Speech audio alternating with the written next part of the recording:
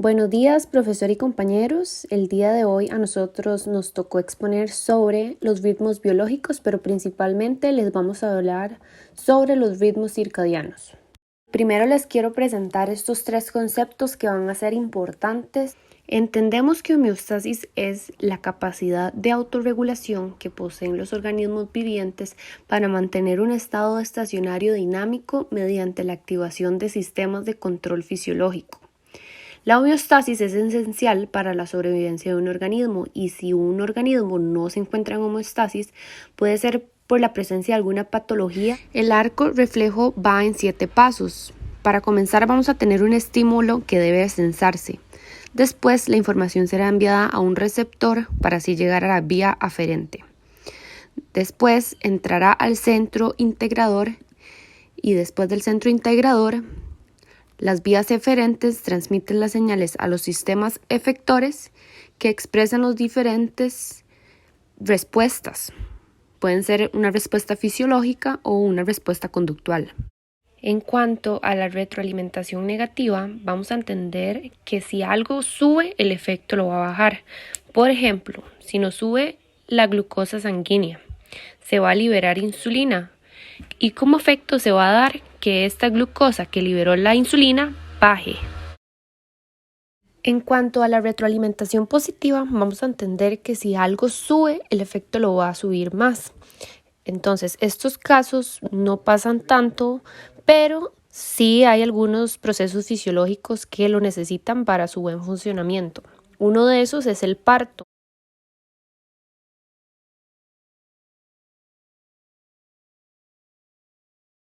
Ahora, para irnos adentrando más en lo que son ritmos biológicos, vamos a entender que la cronástasis son los mecanismos que transmiten un orden temporal a diversos procesos fisiológicos, que ajustan el tiempo biológico con el geofísico y coordinan la progresión temporal de distintos procesos fisiológicos y conductuales entre sí.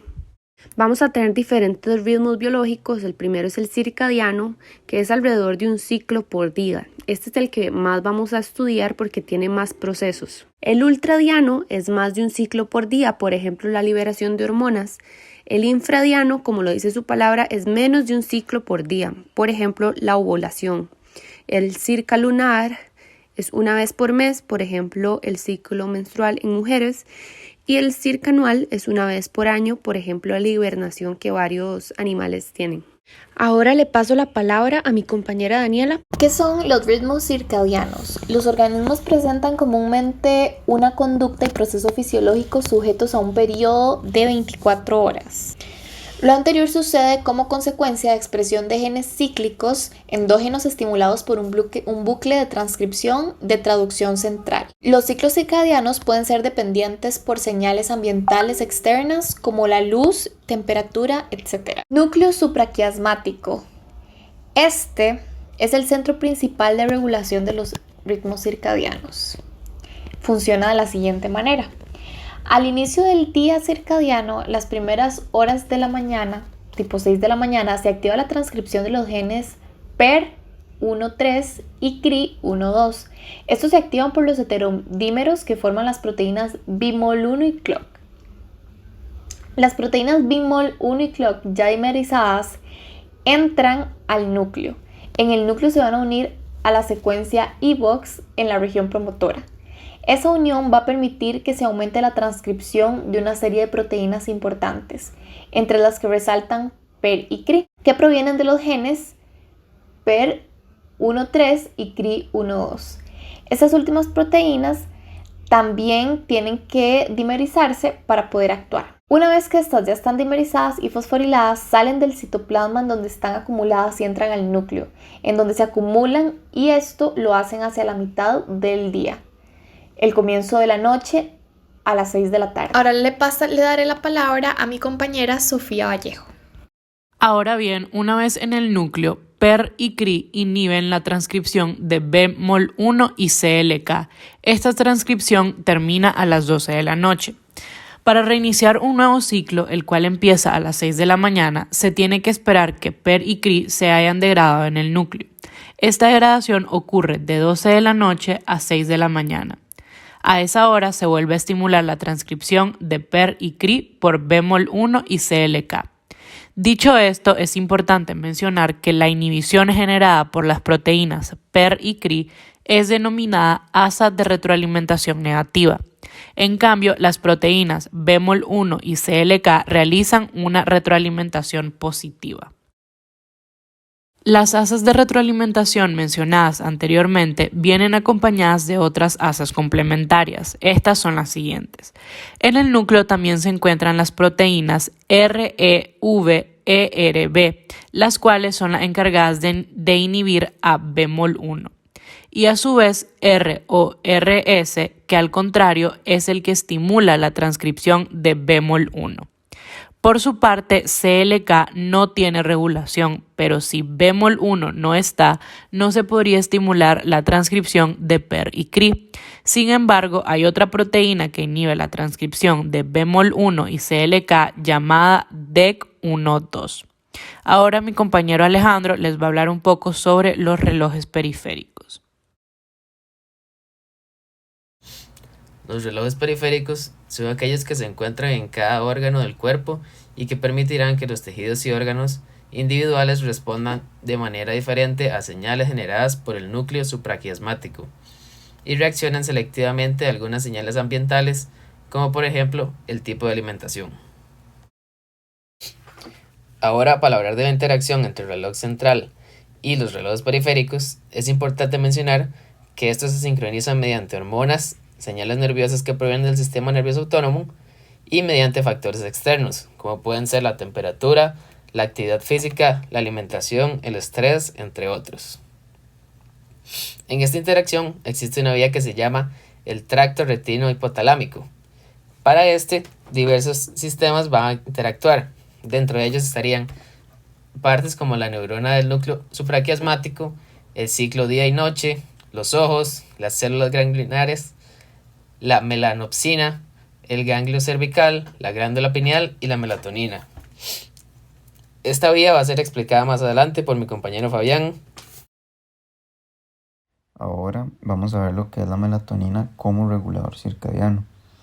Es una hormona tipo amino, sintetizada por casi todas las formas de vida. Es secretada por la glándula pineal, principalmente por la noche. Algunos aspectos importantes sobre la melatonina es de que su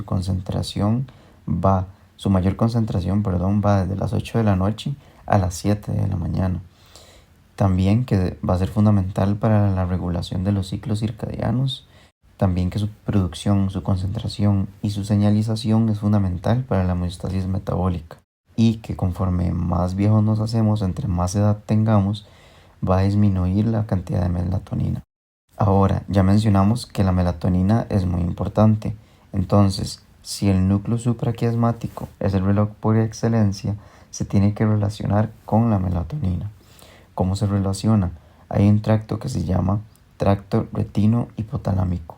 Mediante ese tracto, señales de luz desde la retina va a lograr relacionar la liberación de melatonina en la glándula pineal, siendo la luz-oscuridad el principal ajustador o regulador del núcleo supraquiasmático. Entonces, el tracto retino-hipotalámico va a sensar esa luz.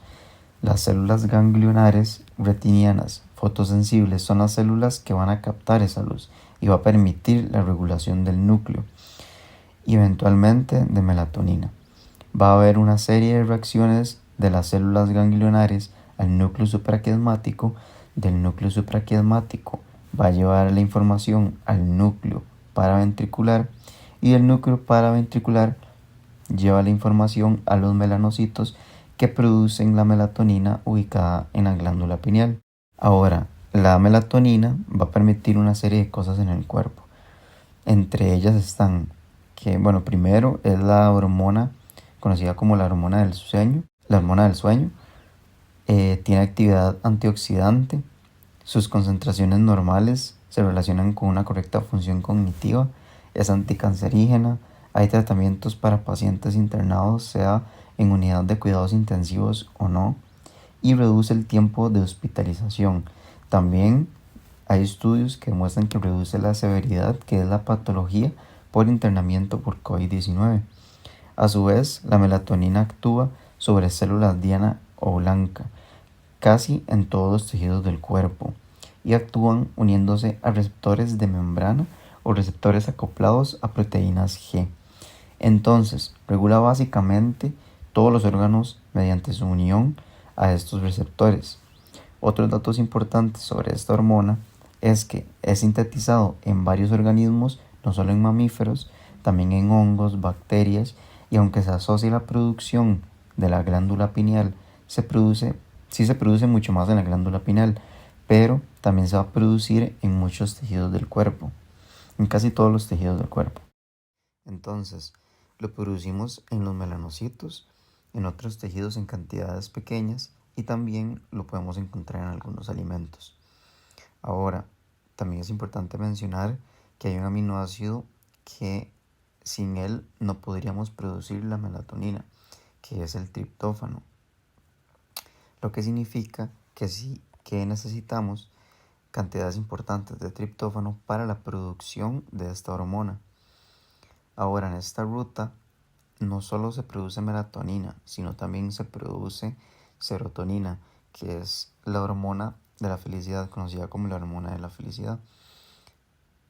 Y también es importante mencionar que la enzima reguladora de estas hormonas, y la más importante, es la ANAT, AANAT, a través de una vía de señalización inducida por la norepinefrina o la noradrenalina, desencadena un proceso celular que lo aumenta, y esto como consecuencia hace que haya más ANAT. Este aumento de ANAT que se da por la norepinefrina puede ser por procesos genómicos y no genómicos. ¿Qué quiere decir esto? Que aumenta la tasa de transcripción y que la otra es independiente de la tasa de transcripción. Y por último, no menos importante, es que se degrada un 80% en hígado y un 20% en el sistema nervioso central. Muchas gracias.